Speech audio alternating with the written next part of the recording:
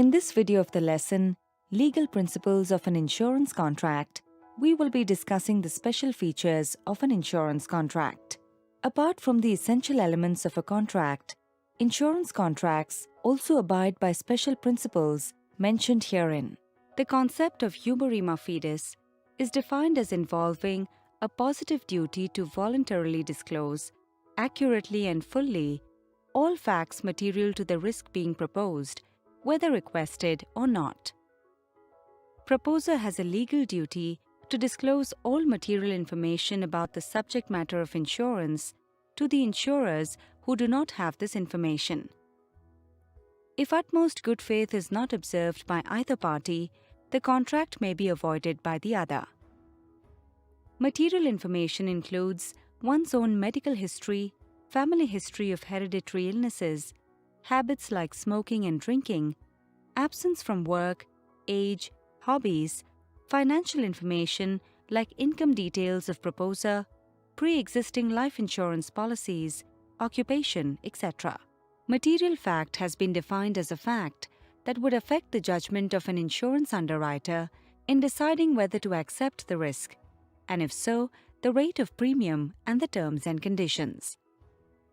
We have already discussed in the earlier slide about the material information that one should disclose. There are certain material facts which the proposer is not obligated to disclose, unless there is a specific inquiry by underwriters. These are measures implemented to reduce the risk. For example, the presence of a fire extinguisher. Facts which the insured does not know or is unaware of. For example, an individual who suffers from high blood pressure but was unaware about the same at the time of taking the policy. Facts which could be discovered by reasonable diligence. Matters of law. Everybody is supposed to know the law of the land. And facts about which the insurer appears to be indifferent or has waived the need for further information, the insurer cannot later disclaim responsibility on grounds that the answers were incomplete. Breach of good faith can arise either through non-disclosure or misinterpretation. In case of life insurance contracts, the duty to disclose is present throughout the entire period of negotiation until the proposal is accepted and a policy is issued.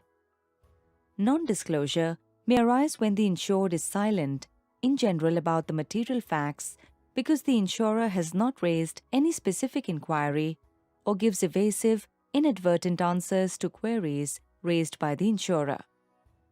Misrepresentation can be of two types. Innocent misrepresentation, which relates to inaccurate statements made without any fraudulent intention. And fraudulent misrepresentation, which refers to false statements that are made with deliberate intent to deceive the insurer. An insurance contract generally becomes void when there is a clear case of concealment with intent to deceive or when there is fraudulent misrepresentation. The expression fraud means any of the following acts committed by the insured or by his agent with the intent to deceive the insurer or to induce the insurer to issue an insurance policy. A. The suggestion as a fact of that which is not true and which the insured does not believe to be true. B. The active concealment of a fact by the insured having knowledge or belief of the fact. C.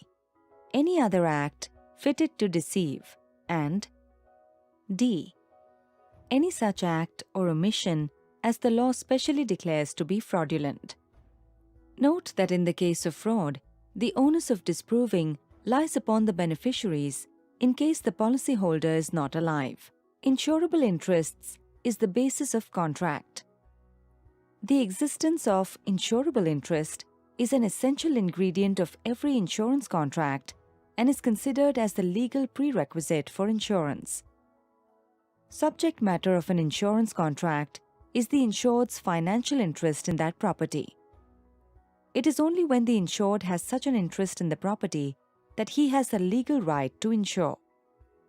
For example, in gambling, one could win or lose, but in a fire, one can have only one consequence, loss to the owner of the house. The owner takes insurance to ensure that the loss suffered is compensated for in some way. The interest that the insured has in his house is termed as an insurable interest. The presence of insurable interest makes an insurance contract valid and enforceable under the law. In life insurance, insurable interest should be present at the time of taking the policy. Thank you.